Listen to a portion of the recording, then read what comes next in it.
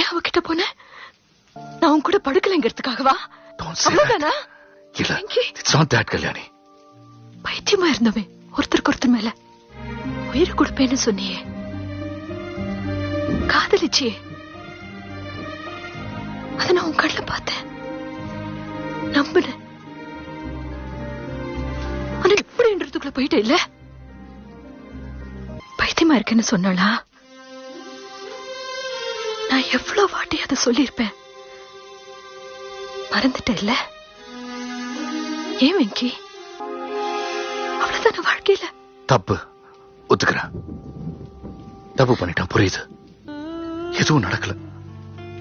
மனசு நமக்குள்ள இந்த சூழ்நிலை அவ கூட பேசும்போதெல்லாம் வேணாம் தான் தோணும். தப்புன்னு தெரியும், ஆனா பேசுனேன், பழகினேன்.